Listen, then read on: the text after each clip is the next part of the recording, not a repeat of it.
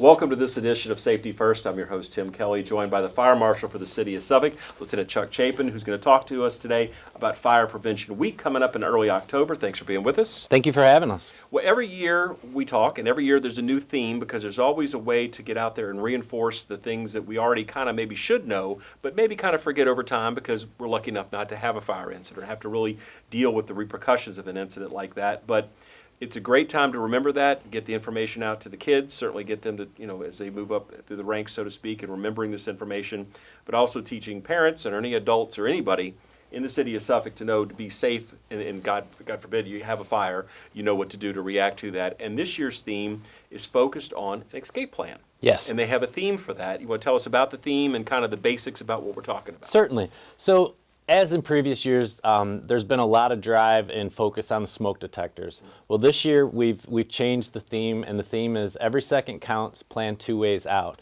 And what we're trying to get across this week, this Fire Prevention Week, which is October 8th through the 14th, is to practice those Edith drills. Make your exit drills in the home, draw your exit drill in the home, and then practice it. And there's 7 simple steps to practicing it. Obviously, the first one is to make your draw out your plan. Walk through your home. Make sure that your windows aren't blocked. Make sure that doors aren't blocked. They're not nailed shut. Right. A lot of your older homes, sometimes the windows could be nailed shut and you wouldn't know if they open or close because you've never tried them. Sure. The next thing you want to do is choose a meeting place outside of your residence, preferably across the street from your residence, not in the front yard. Just for the mere fact of as the fire trucks are pulling up, it normally, depending on what direction they're coming from, you want to be aware that they're responding and make sure that your meeting place is outside. It can be directly in front of the home. It can be at the mailbox, just away from the street where the fire trucks would be coming in. The other thing that we want you to do is test your smoke detectors. Again, it goes back to, every year, the past couple years, we've talked about smoke detectors, changing the batteries sure. Every time we change the clocks. Right. We talked about if it's over 10 years old that you should replace your smoke detector. Again, that should be being done every month. I know we talk about changing the batteries when we change the clocks, but you should check your smoke detectors once a month. And then, as you put this plan together, a good plan doesn't work if you don't practice it. Right. So, sports teams don't get better if they don't practice plays. This is the same thing. If you develop your exit drill in the home plan, you want to implement it. Once you test it, then you're going to want to continue to do it. It's not something that we're going to do just because it's Fire Prevention Week and it gets sent home with the kids. Right. Mom and dad work on it, send it back. They get a grade in school, sure. And then it gets forgotten. Right. Practicing that, and then making sure that everybody goes to that meeting place. And once you're out of the house, it's so important that you stay out. There's nothing that is that important that you need to go back into your house if you've safely and effectively gotten out and your house is on fire. Right. Once you get out, stay out, don't go back in. Correct. Now, of course, the theme this year talks about planning 2 ways out. And I think that's important because every home is certainly constructed a little bit differently. And what if, and I'm assuming this is why you go with the 2 ways, if we're going to all go down this hallway and go out that door. Well, in theory, it sounds great. But what if that hallway is blocked or there's an issue down there? That's why you need the second point to get out, correct? Correct. And the big thing with that is we're creatures of habit. Yeah. When you come into your home, normally you come into your home the same way every time. You go in that garage door, you open the garage door, and then you go in the garage door into the kitchen. When you leave, you go out that way because you got a garage door opener, which allows you to close the garage door. Right.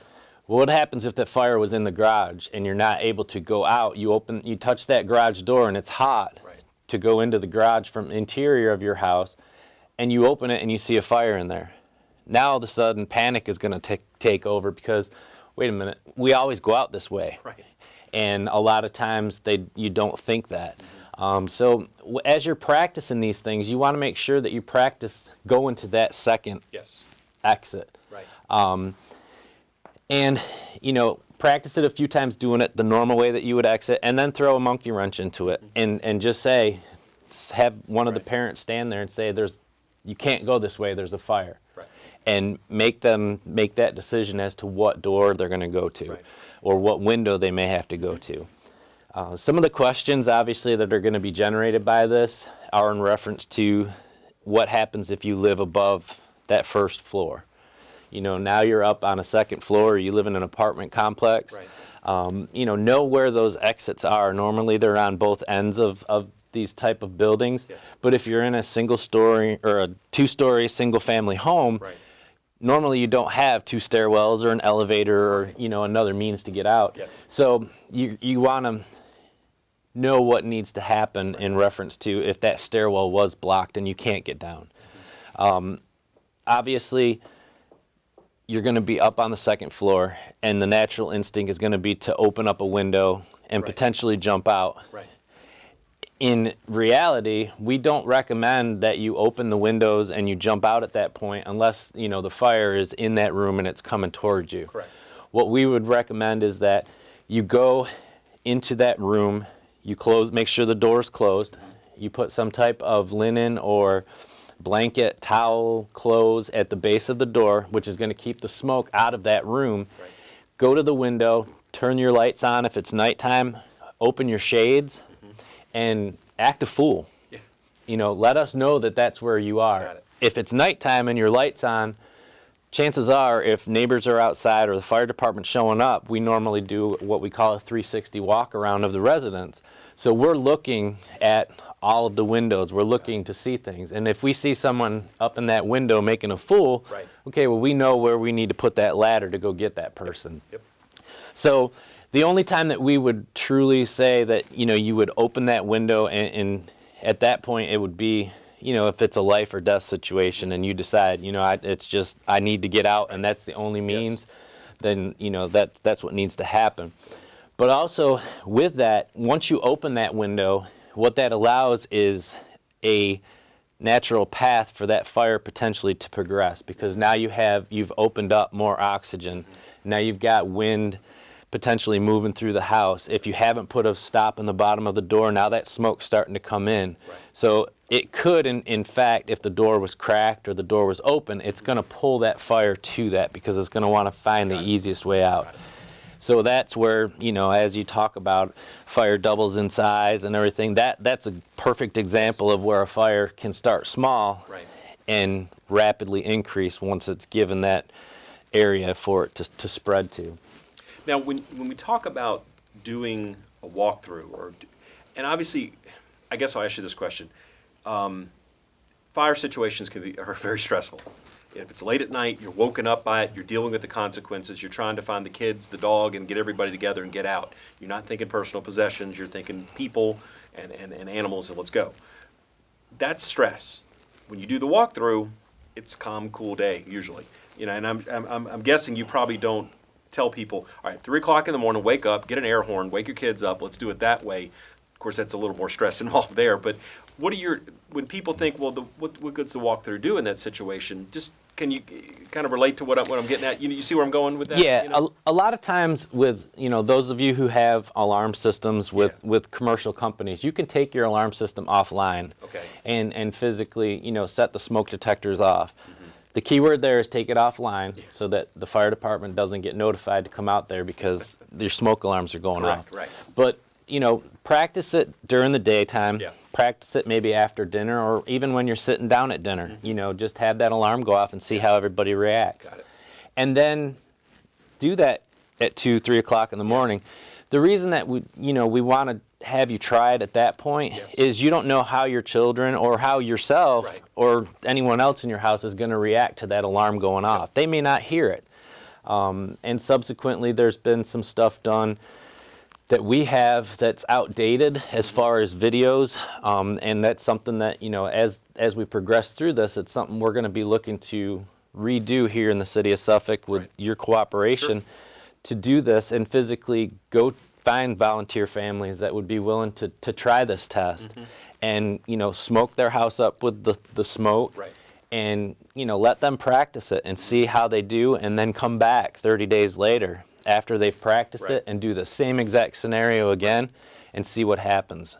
A lot of times, you know, if you do it during the daytime and you hear it, Right. you're more apt to, okay, well, I know what that is. I need to get out. Correct. But if they're sound asleep and all of a sudden that thing goes off, they may not hear it. Right. They may not even budge. That's why, last year we talked about having smoke detectors in the bedrooms.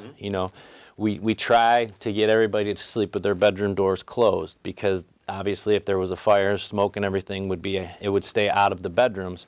However, if you had a smoke detector in your room Right. and the smoke came in, then it's going to alert you. If it's a newer construction home, your smoke detectors are all interconnected. So when one goes off somewhere in the house, they're all going to go off. Right. So it takes that thinking outside the box when we talk about practicing these things. In schools, they do them the first 3 weeks of school, they're doing 1 or 2 a week. Right. And then they do it once a month Right. through the rest of the year. But the kids never miss a beat in school because they practice it and they do it, Right. and there's no issues. But taking it home, if you don't practice it just like they do in school, it's a mute issue. So again, the importance of the fact of having the multiple ways out, practicing it, which I think is the thing, because if you have the plan and you made the sports analogy and you don't practice it, when it's game time, it's not going to go well. So anything else you would offer to parents, to adults in general, because again, if you don't have children, you still want to have a plan. You still want to know where everybody needs to go, so everybody's on the same page. Because I'm guessing the last thing you want to do is you get out and say you have 4 people in the home, 4 different directions, and you're having to then account for people, which I know is probably one of the first things you're checking for when you arrive on the scene and you have a family member out there. Is everybody out of the house? I'm sure it's the typical protocol in addition to the walk around that you talked about. And if everybody's in one spot, then at least you can do that and go attack the situation as you need to, right? Correct. And the big thing with that is, making sure that when you get to that meeting place, that everybody stays at that meeting place. If you, God forbid, get to that meeting place and us all as parents, Yeah. you're going to be tasked with that decision of, wait a minute, Johnny or Susie aren't here. Where are they? And if you've practiced it and you know that they're proficient in it, Right. and they normally would be there, Right. It's that split-second decision of, what do you do? Did they come around the back of the house and trip? Right. And they're on the side lawn, and they just, so it's so important to be able to keep everybody there. Again, knowing that when the fire department gets there, we're going to do that 360 walk around. So with that being said, when that first arriving apparatus gets there, the first place they're going to go to is that group that's standing in front of that house or at the mailbox or wherever the case may be, and say, is everyone out of the house? And at that point, if they're not all out of the house, well, where is their room located at? And you're able to, again, draw that map of how to get up those stairs and go find potentially where they may be. Well, Lieutenant Chapin, again, appreciate your time today. October 8th through the 14th, Fire Prevention Week. And again, the theme, every second counts, plan 2 ways out.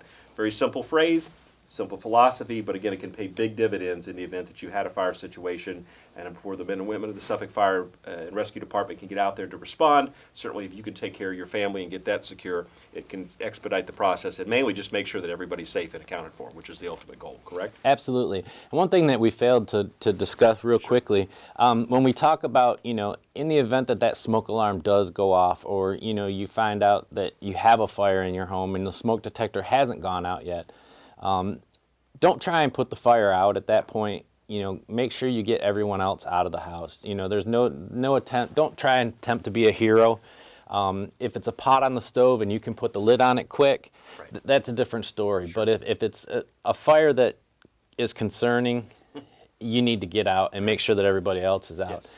And don't take that time to pick up your landline to dial 911. Right. Make that phone call from outside. Yep. Use your cell phone. Go to your neighbor's house. That's something else that, if you can instill in one of your family members, once you get out there and everybody's accounted for, okay, well, I'm going to run next door to Miss Smith's house and we're going to call 911 from there. Or as you're running out to the front yard, start hollering. Normally, everybody's got neighbors that they're light sleepers or, that they'll wake up and hear that. Right. So, make sure that you take that time. Usually you've got less than 2 minutes to get out. Once that smoke starts to fill the house, that's ultimately what's going to get you. It's not the fire that's going to get you potentially. It's going to be that smoke and those poisons and everything. So get out, make that phone call outside to 911. Make sure everybody's accounted for. And again, I can't stress this enough, but once you get out, stay out. Don't go back inside. It's not worth the risk, because then at that point now you're putting the firefighters at risk, because now not only do we have to go find Susie, who may be upstairs, but now mom or dad that's gone back in. Now we're going to find 2 potential trapped fire victims, and that's just added manpower and things that, you know, it's a lot easier for us to go in and try and search a house for 1 person, not 2 or 3, as a result of people going back into the residence. Correct. Okay.